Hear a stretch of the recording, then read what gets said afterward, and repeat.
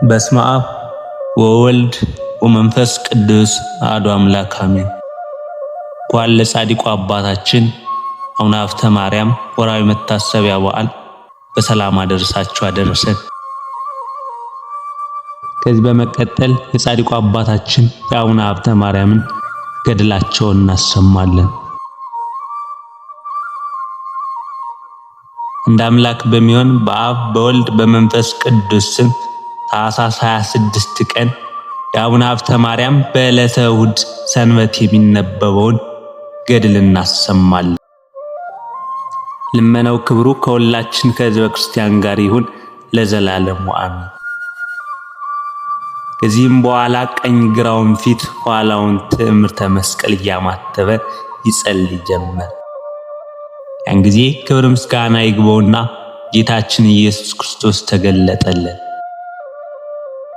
ከጌታም ጋራ ሚካኤልና ገብርኤል ተገለጡለት። ጌታችን ኢየሱስ ክርስቶስ አቡነ ሀብተ ማርያምን የቆምክባትን ቦታ ምስራቁን፣ ምዕራቡን፣ ሰሜኑን፣ ደቡቡን፣ ንዑሳን ማዕዘኑን ባርካል። አቡነ ሀብተ ማርያምም ጌታችን እንዳዘዘው አደረገ። በአማተበም ጊዜ በትይዩ ቆመው 3 አጋንንት ለአባታችን ታዩት። ከኖህ ዘመን ከተደረገው ሙያይ ተርፈን ብዙ ዘመን ከኖርን በኋላ ካንተ እኛ ካንተ ምን ጸብ አለን ብለው አሰምተው ጮሁ። ዛሬም ታጠፋን ዘንድ መጣህን፣ ማን እንደውን ካውቀንሃል፣ ቅዱስ የእግዚአብሔር ሰው ሀብተ ማርያም አይደለምን አሉት። በሰው ላይ የምታደርጉት ብልሃታችሁን ንገሩኝ በላቸው እንጂ ምንም እኒያ አጋንንት የዘመዶች ጠላቶች ሲሆኑ ጌታ ወዳጅ ሀብተ ማርያም ሆይ ከእነዚህ ከአጋንንት ጩኸት የተነሳ አትፍራ ብሎ አጸናው እንጂ። ያን ጊዜ አባታችን አቡነ ሀብተ ማርያም ከአጋንንቱ ጩኸት ድምፅ የተነሳ ፈርቶ ነበር። አባታችን አቡነ ሀብተ ማርያምም እኒያን የተረገሙ አጋንንት የአገሩን ሰዎች እያሳታችሁ የምታጠፉ እናንተ ከወዴት የተገኛችሁ ክፋታችሁስ ምንድነው አላቸው። ከክፎች አንድ ጋኔን ለአባታችን ለአቡነ ሀብተ ማርያም ክርስቶስ በሥጋ ከመወለዱ አስቀድሞ በዚህ ሀገር ያሉትን ሰዎች እኔ ፈጣሪያችሁ ነኝ እያልኩ ሳታለላቸው ኖርኩ ብሎ መለሰለት። ክታብ መጻፍን፣ ቅጠል መበጠስን፣ ሙቶ ያደረገውን ከብት መብላትን፣ የሰው ደም መጠጣትን፣ የሰው ሥጋ መብላትን ማስተማርኳቸዋል። በወፍ እንደሚያሟርቱ ጣዖት እንዲወዱ አደረኳቸው። በሚሞቱበት ጊዜ ግን ፍዳ ወዳለበት ወደ ሲኦል አወርዳቸዋለሁ አለ።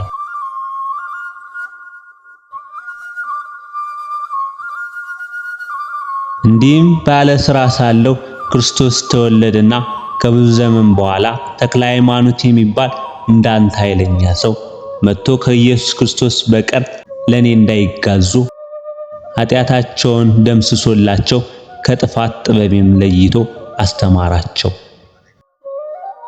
ነገር ግን በብዙ አዘንኩ፣ ሥራውንም አይቼ በምገድለው ገንዘብ እገድለው ዘንድ እየተተናኳኮልኩ በምገልበት ገንዘብ እገድል ዘንድ ፈለሁ። ይበረታብኛልና ተሳነኝ እንጂ የሚገዙልኝ ወገኖችንም ቀማኝ። ሁለተኛም ወንድም የሚውጠው ዘንድ በዘንዶ ተመለሰ። በመስቀልም ባማተበበት ጊዜ ተሰንጥቆ ሞተ። እኔም ከእርሱ የተነሳ ስለፈራው ሸሽቼ ተሸሽጌ መንደር ለመንደር ስቅበዘበዝ ነው። ተክለ ሃይማኖት የሚባል ያ ሰው ከሞተ በኋላ ወደዚህ ቢመለስ ወገኖችን መንኩሰው አገኘዋቸው።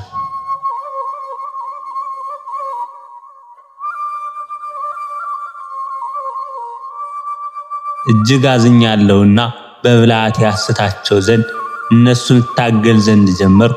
ነገር ግን እንደ ቀድሞ የኔ ብቻ ተገዥ ሊሆኑ አልቻሉ። ሆኖም ወደ ጭንቅ ነገር የምመራቸው ጥቂቶችን ፈንታዬን አላጣሁም። አባታችን አቡነ ሀብተ ማርያም ያሳትካቸው ፈንታዎች እነማን ናቸው? ስማቸውስ ማን ይባላል አለ። ሰይጣንም ካሉት ጀምሮ እስከ ሞቱት ድረስ እያንዳንዱን ስማቸውን የለየ ነገሌ እያለ ስማቸውን እየጠራ ከሕፃን እስከ ሽማግሌ የሆኑት ስማቸውን ቆጥሮ ነገረው። በፊቱ የእገሌ ኃጢአቱ ይህ ነው፣ የእገሌም በደሉ ይህ ነው እያለ ያንዱን የበደላቸውን መጽሐፍ አነበበ። አባታችን አቡነ ሀብተ ማርያምም በምን ሥራ ነው የምትተዋቸው? ምንስ ሥራ ቢሰሩ ነው የምትጠላቸው? የአርጉም ሰይጣን እየሳቀ በጭንቅ ነገር ለአባታችን ለአቡነ ሀብተ ማርያም ነገረው። ያደረጉትን በደል ሁሉ ለካህን በተናገሩ ጊዜ እኔ ልሰውረው ስወድ ምክሬን በገለጡ ጊዜ ያን ጊዜ ትቻቸው ሸሻለሁ ብሎ ነገረው።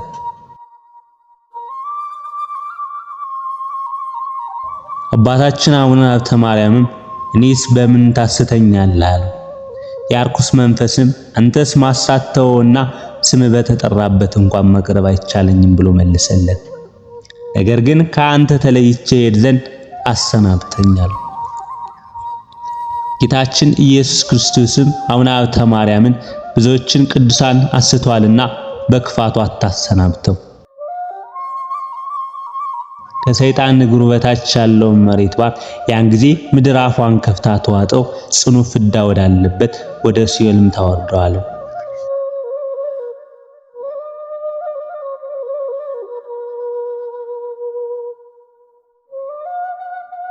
አባታችን አቡነ ሀብተ ማርያምም እግዚአብሔር እንዳዘዘው ከርኩስ መንፈስ እግር ያለውን መሬት በትምህርተ መስቀል በባረከው ጊዜ ምድሪቱ አፏን ከፍታ የአርኩስ መንፈስ እየጮኸ አባ ሀብተ ማርያም ሆይ ምን አደረኩ እያለ ሲጮህ ምድር አፏን ከፍታ ዋጠችው።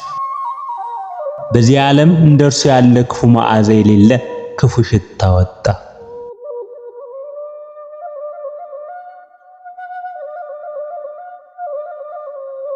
ምድርን አፏን ከፍታ እኒያን ክፎች አጋንንት ውጣቸው ዘንድ ፍቀድልኝ ብላ ወደ አቡነ ሀብተ ማርያም እንዲህ እያለች ጮኸች። ያን ጊዜ ከዚያ ቆመው የቀሩ ሁለቱ አጋንንቶች እጅግ ፈሩ። ከስልጣኑ የተነሳ እሳት ከቦናልና ከዘወትር ወዮልን ወዴት እንሄዳለን እያሉ በአቤ ቃል እንዲህ እያሉ ጮኹ።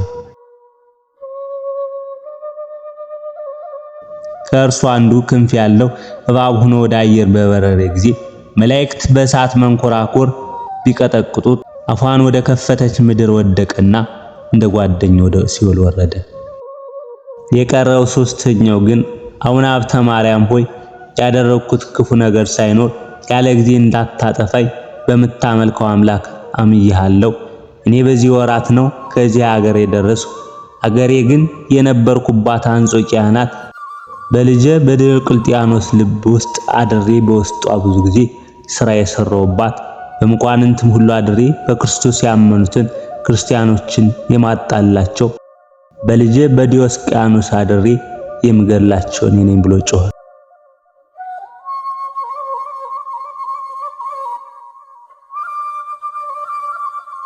ከእርሱም ዘንድ ወደ ሌላ ሀገር ሂጄ 37,000 ሰማዕታትን አስገድዬ 9,000 ሰማዕታትን አሳሰርኩ። ቆስጠንጢኖስ የሚባል ደግ ንጉሥ በነገሰ ጊዜ ክርስቲያኖችን ከእስር ቤት አውጥቶ ፈጽሞ አከበራቸው። እኔን ግን አዋረደኝ። ከዚያን ጊዜ ጀምሮ ጤና አላገኘሁም። ልጄ ዲዮቅልጥያኖስ ከሞተ በኋላ ከቆስጠንጢኖስ ንጉሥ ክብር የተነሳ መውጫ መግቢያ አጥቼ መከራ እየተቀበልኩ ስቅበዘበዝ ሳለሁ ያን ጊዜ ለምን ሥራ ትፈታለህ? ሥራን ታስተምራቸው ዘንድ ወደ ኢትዮጵያ ሀገር ሂድ የሚል ቃል ከጌታዬ ከዲያብሎስ ቃል መጣ።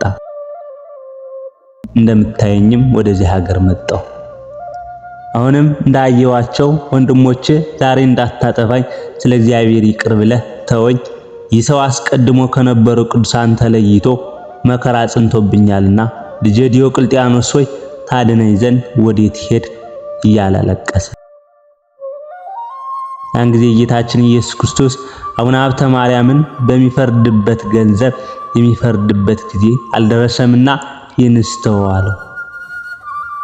የጌታ ቃል እንዲህ ብሎ በተናገረ ጊዜ ሰይጣን ከአባታችን ተለይቶ በኖ ጠፋ። ምድርም እኒያን አጋንንት ለማስጠም ከተከፈተች በኋላ እንደ ቀድሞዋ ተካከለች። ጻድቁ አባታችን የአቡነ ሀብተ ማርያም ረድኤታቸው በረከታቸው ከሁላችን ጋር ይደር ለዘላለሙ አሜን።